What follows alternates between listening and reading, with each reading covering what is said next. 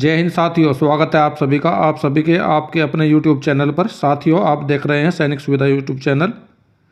साथियों, अगर आप भी सैनिक या पूर्व सैनिक हैं या फैमिली पेंशनर हैं तो आज का वीडियो आप सभी के लिए बहुत ज़्यादा महत्वपूर्ण होने वाला है, क्योंकि साथियों आज के वीडियो में कुछ ऐसे मुद्दों पर बात होगी जो हमारे सभी एक्स सर्विसमैन, फैमिली पेंशनर और सैनिकों के लिए काम के मुद्दे हैं। ये मुद्दे रहेंगे OROP pension, MSP, widows pension, इसके अलावा अन्य मुद्दों पर चर्चा होगी। साथियों, अगर आप चैनल पर नए हैं, आपने चैनल को अब तक सब्सक्राइब नहीं किया है, चैनल को सब्सक्राइब कर लें और बेल आइकन ऑन कर लें ताकि आने वाले वीडियो की महत्वपूर्ण जानकारी आप सभी तक पहुंच सके। तो साथियों, तो सैनिक भाइयों, वीडियो में आगे बढ़ने से पहले आप लोगों से अनुरोध करूंगा वीडियो को अंत तक देखें। अगर आप वीडियो को स्किप कर देते हैं तो आप बहुत महत्वपूर्ण जानकारी से वंचित रह जाते हैं, इसलिए वीडियो को अंत तक देखें। चलिए वीडियो शुरू करता हूं विस्तार से। तो सैनिक भाइयों, सबसे पहला मुद्दा लूँगा मैं विडोज पेंशन का। जैसे कि आप सभी जानते हैं, हमारे एक्स सर्विसमैन जो हमारे पेंशनर हैं, उनकी मृत्यु के बाद में जो उनकी विधवा रहती है उसकी पेंशन को 60% तक कम कर दिया जाता है। पत्नी की मृत्यु पहले अगर हो जाती है तो पूर्व सैनिक की पेंशन को कम नहीं किया जाता है।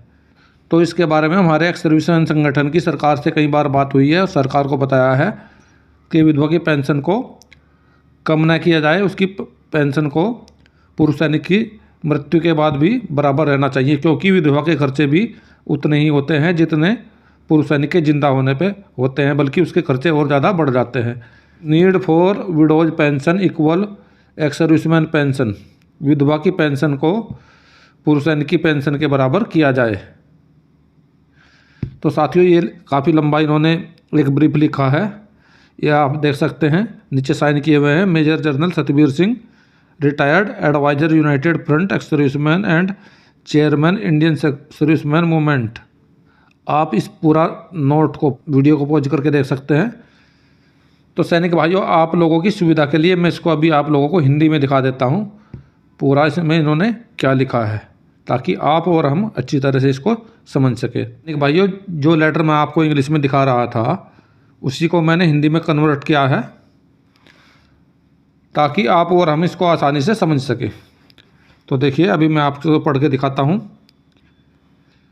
इसका सब्जेक्ट है पूर्व सैनिकों को समान विधवा की पेंशन की आवश्यकता। पहला पॉइंट है इसमें, मौजूदा नीति के अनुसार जब एक्स सर्विसमैन समाप्त हो जाता है तो विधवा पेंशन एक्स सर्विसमैन पेंशन के 60% कम हो जाती है, जबकि पत्नी की मृत्यु पति से पहले हो जाती है तो एक्स सर्विसमैन की पेंशन कम नहीं होती। ऐसा भेदभाव क्यों है? तो साथियों, पति पत्नी में भेदभाव क्या है, इस भेदभाव को कम करने के लिए इन्होंने ये लिखा है। सरकार की ओर से तर्क दिया गया है कि खर्चा कम हो जाते हैं, ताकि तर्क बिल्कुल गलत है। एक विधवा की समस्याएं कई गुना बढ़ जाती हैं। जब उसके पति का निधन हो जाता है तो अत्यधिक कठिनाइयों का सामना करना पड़ता है। उन्हें सरकार और समाज से देखभाल और करुणा की आवश्यकता है। तो उन्होंने कहा है, जब एक विधवा के पति की मृत्यु हो जाती है तो उसका खर्चा कई गुना बढ़ जाता है, लेकिन सरकार का कहना है कि खर्चा कम हो जाता है, जबकि सरकार से मदद की ज़रूरत है और सरकार उल्टा कह रही है कि खर्च कम हो जाता है।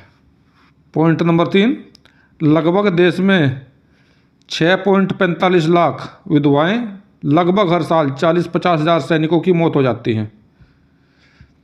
80% विधवाएं अधिकारी रैंक से नीचे की हैं, यानी कि हमारे JCO जो वार की हैं। इनके अलावा अधिकांश विधवाएं गांव से हैं और कम पढ़ी लिखी हैं और उनके पास कोई व्यावसायिक योग्यता नहीं है, उन्हें नौकरी नहीं मिलती। दरअसल पेंशनभोगियों के निधन पर खर्च बढ़ जाता है। विधवा को भी सभी बिलों, रखरखाव, बिजली, शिक्षा आदि का भुगतान करना पड़ता है। तो इनका कहना है, देश में 6.45 लाख विधवाएं, हर साल 40-50 हज़ार सैनिक की मौत हो जाती है और 80% विधवाएं अधिकारी रैंक से नीचे की हैं और गाँव के रहने वाली हैं और कम पढ़ी लिखी हैं और उन्हें कोई नौकरी भी नहीं मिलती। तो उनका जो खर्च है पेंशन पर ही चलता है और उन्हें सभी ज़रूरतों को पूरी करनी पड़ती है, बिजली का, शिक्षा का, रखरखाव का, इन सभी चीज़ों का। अगला चौथा पॉइंट है, IESM ने विधवा पेंशन वृद्धि का मुद्दा कई बार सरकार के समक्ष उठाया, लेकिन कोई सकारात्मक प्रतिक्रिया नहीं मिली। इस मुद्दे पर 22 जून 2023 को IESM के प्रतिनिधिमंडल द्वारा सचिव एक्स-सर्विसमैन वेलफेयर के साथ भी चर्चा हुई थी। सचिव ने बताया कि इस मुद्दे पर सेना मुख्यालय द्वारा विधवा पेंशन की वृद्धि का मुद्दा सरकार के साथ उठाया गया था, लेकिन इस पर कोई सहमति नहीं बनी है। तो साथियों, सचिव ने बताया है, जो हमारा एक्स-सर्विसमैन वेलफेयर के सचिव हैं, उनके साथ चर्चा हुई। उन्होंने ये बताया कि सरकार के सामने मुद्दा उठाया गया था, लेकिन इस पर कोई सहमति नहीं बनी है। एक्स-सर्विसमैन दृढ़ता से अनुशंसा करता है कि विधवा पेंशन को एक्स-सर्विसमैन पेंशन के 60% तक कम करने की मौजूदा नीति को एक्स-सर्विसमैन पेंशन के बराबर उसकी पेंशन वृद्धि करने के लिए संशोधित किया जाए। विधवा पेंशन को 60% कम करने की नीति सरकारी कर्मचारियों पर लागू है। विधवा पेंशन की बढ़ोतरी भी बढ़ाई जाए, उन्हें भी बराबर किया जाए। तो मैं आप लोगों को ये बता देना चाहता हूँ, जैसे ही किसी पूर्व सैनिक की मौत हो जाती है और उसके मौत होने पर कई विधवाओं की पेंशन कम कर दी जाती है, लेकिन रूल ये है, उसकी मृत्यु होने के 7 साल तक उसकी पेंशन कम ही नहीं की जाती। उतनी ही पेंशन मिलती है जितनी पूर्व सैनिक को पेंशन मिलती है, उतनी ही मिलती है। लेकिन कई विधवाओं की पेंशन कम करी गई है, उनको इस चीज़ का पता नहीं है। अगर पूर्व सैनिक की आयु 67 साल के पार हो जाती है तो 67 साल तक, नहीं तो उसकी मृत्यु के 7 साल तक, उनमें से दोनों में से जो भी पहले हो, तब तक उसको पूरी पेंशन दी जाती है। तो अगर आप भी विडोज पेंशन ले रहे हैं और पूर्व सैनिक की मौत हुए 7 साल नहीं हुए हैं, तो आपको पूरी पेंशन मिलेगी, आपको उसका 60% कमी नहीं की जाएगी। हमारे सभी पेंशनर, फैमिली पेंशनर को इस बात की जानकारी होना ज़रूरी है कि उनको कितनी पेंशन कब मिलती है। फैमिली पेंशनर को भी ये पता होना चाहिए कि पूर्व सैनिक के एक्सपायर होने के बाद में जो पेंशनर है वो एक्सपायर हो जाता है, उसके बाद में फैमिली पेंशन कितनी मिलती है और कितने साल तक पूरी मिलती है और कितने साल के बाद उसको 60% कम कर दिया जाता है। ये सारी जानकारियाँ फैमिली पेंशन को भी होना ज़रूरी है। तो साथियों, अभी चलते हैं अगली जानकारी की तरफ। अगला मुद्दा है OROP की 4th इंस्टॉलमेंट के बारे में। तो मेरे पास ये कमेंट आया हुआ है, इन्होंने लिखा है, सर OROP 4th किस्त कब आएगी? जनवरी में मिल जाएगी? तो सैनिक भाइयों, 4th इंस्टॉलमेंट के बारे में मैं आप लोगों को बताना चाहता हूँ।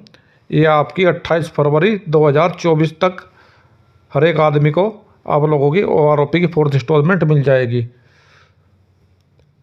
और जनवरी में भी कुछ लोगों को मिलेगी, लेकिन फरवरी में सभी को मिल जाएगी 28 फरवरी 2024 तक। सैनिक भाइयों, इसके अलावा जो हमारा MSP का केस था दिल्ली हाई कोर्ट में, तो उसमें फरवरी की तारीख अभी लगी हुई है 6 फरवरी की। तो इसके लिए हमें 6 फरवरी तक इंतज़ार करना होगा। इसके लिए भी आप लोगों में से कई लोग मुझसे पूछ रहे थे कि सर MSP के केस में क्या चल रहा है। साथियों, आज के वीडियो में यही थी मेरे द्वारा दी गई छोटी सी जानकारी। अगर जानकारी अच्छी लगी है, वीडियो को लाइक करें, चैनल को सब्सक्राइब करें, साथियों में शेयर करें। मिलता हूँ अगली वीडियो में इसी प्रकार की अन्य महत्वपूर्ण जानकारी के साथ। वीडियो देखने के लिए धन्यवाद दोस्तों। जय हिंद, वंदे मातरम।